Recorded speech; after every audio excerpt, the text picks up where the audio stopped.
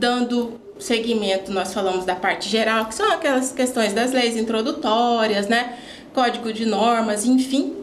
Vamos falar de uma parte especial, né? Que seria o que? Os serviços que nós praticamos no tabelionato de notas, né? Vamos começar com a autenticação, né? A autenticação, assim, quando a pessoa acha que sabe praticar e, na verdade, no momento da prática, não é bem assim. Autenticar, o que é autenticar? Eu vou pegar um documento, vou levar na serventia, vou autenticar. Não, a autenticação, ela requer o quê? Ela requer que a gente tenha em mãos, a princípio, um original, para que eu, de posse dele, vá à serventia e proceda o quê? A autenticação daquele documento. O que é aquela etiqueta, aquele ato, naquele momento que você prega a etiqueta? Que o funcionário, preguei, autentiquei. Aí você pergunta, o que significa isso aqui? Autentiquei. Não, significa que você está dando a sua fé, né? Por isso que todos os nossos atos é com fé, né? Que aquela cópia que segue anexada com aquele selo de autenticidade, ela deu fé pública que ela é igualzinha ao original. Por isso a importância. Tem que ser o quê? Uma cópia muito bem legível, né? Retirada, né? Aí vai de acordo com que o tabelião, o notário pratica, que cada um, todos nós seguimos as mesmas normas, mas cada um tem um modus operandi diferente, né? Então tem tabelião que ele já fala, não, a pessoa já vem de porte das cópias para autenticar. Tem tabelião que não. Não, negativo, eu vou pegar, o senhor me traga o original, eu faço a cópia aqui no meu tabelionato e aí procedo a autenticação. Então isso vai de cada modus operandi na hora do trabalho, na execução do trabalho, né? Cada um sabe a gravidade de se autenticar um documento que não seja legível ou não correspondente à norma. Por exemplo, eu não posso autenticar um documento de uma foto que me foi enviada, mas é da minha CNH.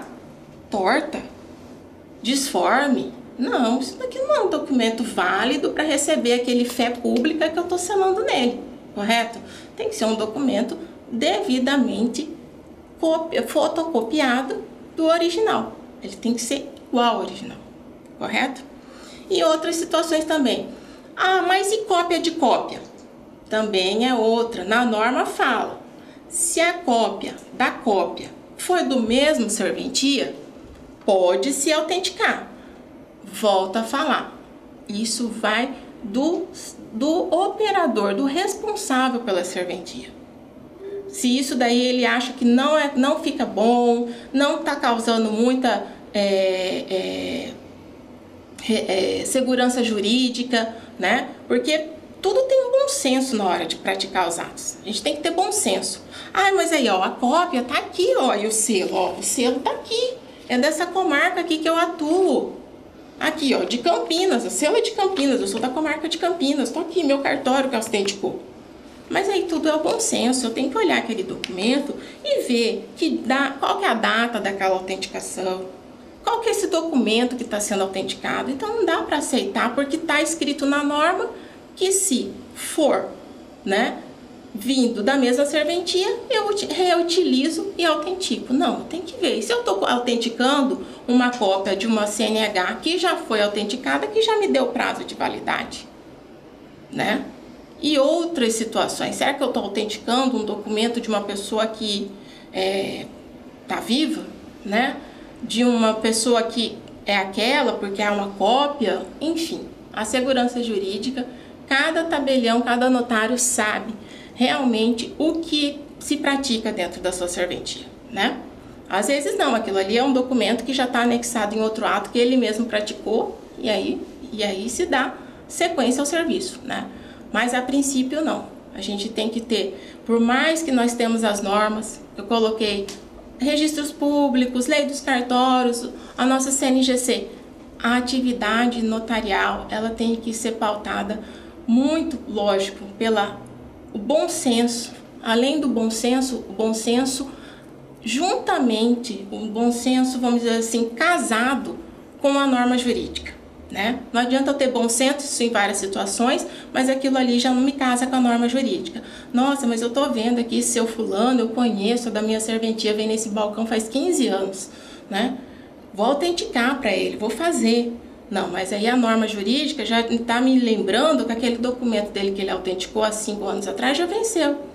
Então, o bom senso ele vai andar sempre junto com a norma jurídica, o que está descrito, para que nós possamos praticar de forma mais clara, mais objetiva, né, mais respeitosa, né, com a pessoa que ali está, os atos que nós temos por obrigação, que nós recebemos, né, essa delegação para praticar, né? Então eu tenho que praticar com muito cuidado os atos, né? E lógico, todo mundo que chega numa serventia tem a aula, como que vai praticar, como que vai ser, como que não vai. Por quê? Porque o serviço de notas, né, como qualquer outro, mas hoje basicamente o serviço de notas, tudo se aprende, porque você tem uma linha só para seguir. Você não tem divisões de pensamento, formulações de entendimento. Quem vai fazer essa formulação de entendimento é o seu tabelião, é o seu notário. Vocês, como operadores daqueles atos, colaboradores da serventia, vão seguir o entendimento e a prática que aquele notário faz, correto? E aí a gente vem falando da firmas, né, que é a autenticação, o reconhecimento. Eu coloquei aí na apostila, né, um modelinho de cartão de autógrafo, que é aquele modelinho básico que todo mundo tem, né? Aqui vamos dizer, aqui é a frente, aqui é o verso. Frente, aqui ele vai escrever o nome dele, o endereço, tudo mais, né? Todas as identificações dele como pessoa física, e atrás ele vai me assinar 3 vezes, 4. A norma diz 3, 4, isso também vai. E também tem aquela questão da frase, né? Para saber se a pessoa ela é analfabeta ou não, ela vai escrever uma frase e tudo mais. Tudo isso para quê? Ah, eu tô querendo deixar a pessoa no meu balcão constrangida? Não, para mim saber que se daquele cartão de autógrafo que eu estou abrindo para ele, que ele provavelmente vai utilizar para reconhecer a assinatura dele num documento, o qual nós vamos dar fé pública a ele, eu tenho que saber se pelo menos ele sabe o que ele está assinando, o que ele vai assinar, o que ele vai praticar, né? Então, por isso tem aquela situação do analfabeto, do semi-analfabeto, né? Pode ser uma pessoa que seja analfabeta, semi-analfabeta, ela só assina o nome dela, mas ela tem perfeita entendimento dos atos que ela pratica, né? Ela sabe. Tem muita gente que sabe ler e não sabe escrever. Ao contrário, é difícil acontecer alguém saber escrever e não saber ler, né? Mas o que se ocorre, a pessoa ela sabe ler, ela sabe entender, ela tem rede social, ela responde, né? Enfim, ela tem entendimento, ela vai ao mercado, ela abastece o veículo, mas ela não sabe escrever, né? Mas ela pratica os demais atos. Então, o cartão de autógrafo, de assinatura, que é o qual a gente tem anexado no nosso acervo físico, junto com o quê? Com o documento da pessoa na época, porque ele tem um prazo de validade, esse cartão, né? E às vezes a questão do prazo, ele pode até estar dentro dos 5 anos. Aí você vem na serventia para praticar um ato, e aí a pessoa fala, não, o auxiliar da justiça devolve o documento, não, a sua assinatura não está correspondendo. Aí ele vai lá, busca o documento, traz, entendeu? Então, às vezes é necessário se colher nova assinatura. Por quê? Porque nós vamos, infelizmente, envelhecendo com o decorrer dos anos. Então, a assinatura que eu fazia com 18 anos, quando eu abri minha primeira firma, que foi no 6º ofício, hoje a minha assinatura não é mais igual. Então, já tive situações de voltar e ter que fazer um novo cartão de assinatura. Por quê? Porque a minha assinatura mudou, a forma da minha escrita mudou, né? Por N situações, por eu querer escrever mais rápido, por minha caligrafia, pode ser até por um problema de saúde, né? Então, para isso a gente utiliza, às vezes, novamente, a pessoa assinar naquela oportunidade e eu revalido todo aquele cartão, mesmo ele estando dentro do prazo. É como a gente está dizendo, é a segurança jurídica, entendeu? E isso Pra gente praticar o quê? Por que eu abro um cartão de assinatura? Vocês com certeza sabem, para mim reconhecer firma, por autenticidade ou por semelhança. Autenticidade, quando eu assino ali na presença do responsável, né? Um preposto que o tabelião designa para fazer essa conferência, né? Do serviço de firmas. E aí também tem o reconhecimento de firma por semelhança, que a pessoa não manda o documento, né? Vem uma outra pessoa em seu nome para reconhecer, e aí é a hora que realmente, no semelhança, aquela assinatura tem que realmente condizer com a que está no meu cartão. Se ela estiver muito diferente, eu tenho que pedir para a pessoa vir pessoalmente e a gente fazer todo esse trâmite. Tá joia? Por quê, né? Por que tudo isso? Porque uma assinatura que não confere como original, uma assinatura com vício, né? Ela não vai ter segurança jurídica, né? E é no serviço de firmas que a gente vê um grande índice de falsificação, né? Um grande índice de delitos praticados que vão parar onde? Vão parar no judiciário, correto? Por quê? Porque tem várias situações que depois feita a perícia grafotécnica se constata que não foi a pessoa que assinou, né? Hoje em dia as falsificações, ou há algum tempo, elas são feitas com requinte de detalhes, né? Então, e aí é nos detalhes que a gente tem que sempre prestar atenção, porque algo falsificado, geralmente, algum ponto ali não vai bater, né? Se eu, por exemplo, estou com um cartão de assinatura de uma pessoa, a serventia é muito grande, né? E eu vou conferir, e eu tenho a foto daquela pessoa, por mais que se passou 5, 6, 8 anos, eu tenho mais ou menos uma menção, e aí é a hora, lógico, da gente atualizar aquele cartão, mas de eu verificar se aquela pessoa é aquela mesma que está ali, né?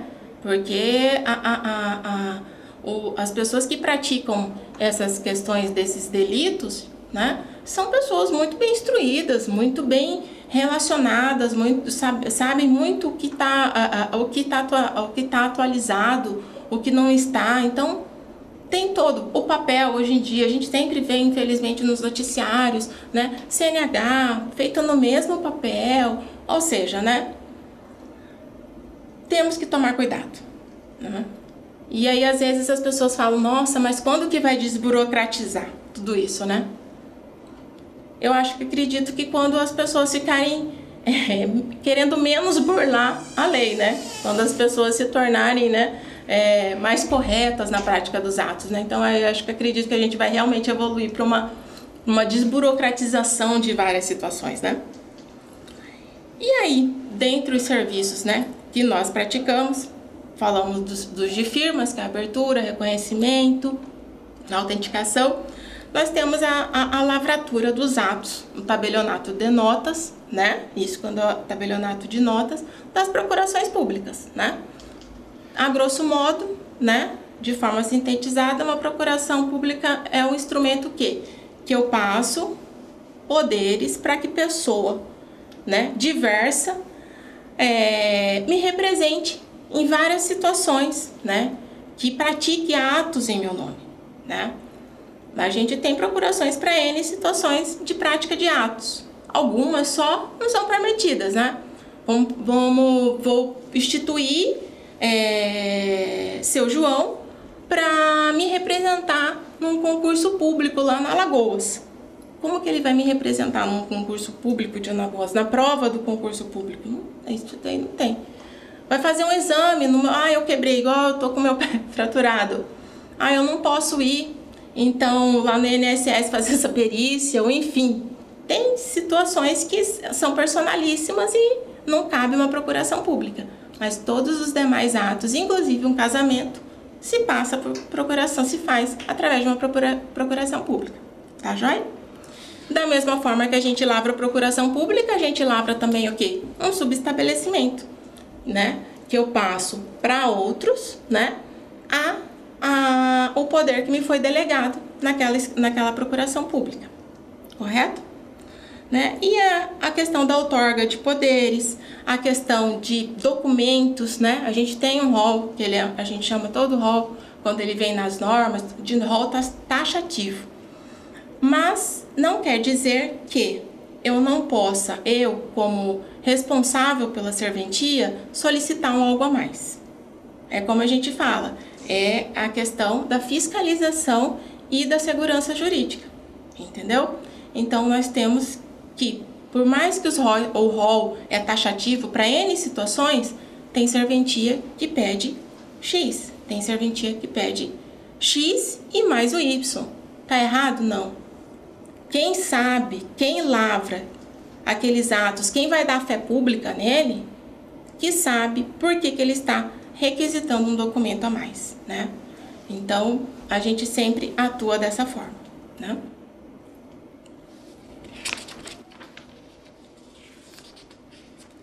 Com relação ainda à procuração, importante dizer que a procuração pública também pode ser revogada, né? Por N situações, né? Porque já passou o prazo, né? Geralmente a gente põe prazo, tem que pôr prazo, né? Também tem aquela situação da que ela por prazo indeterminado, né? Isso tem que estar muito bem colocado na procuração, dizendo o porquê daquele prazo indeterminado, os poderes, e mesmo assim, né?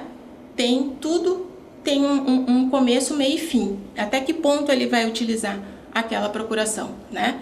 Como também tem as procurações para fins específicos. Eu passo uma procuração para você me representar lá no Maranhão para vender um imóvel, né? Eu lavro tudo aquilo ali na procuração, e aí eu dou o prazo, peço pro tabelião colocar um prazo de 6 meses para essa pessoa negociar esse imóvel. Se dentro de 6 meses essa situação não for resolvida, automaticamente ela já está revogada.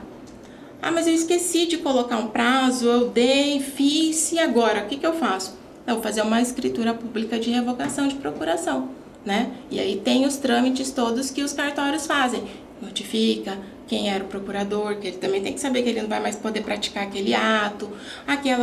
Aquela procuração, automaticamente a gente já passa nas centrais obrigatórias que ela foi revogada, né? Então tudo tem um começo, um meio e um fim nos serviços de tabelionato, porque tudo visando a segurança jurídica.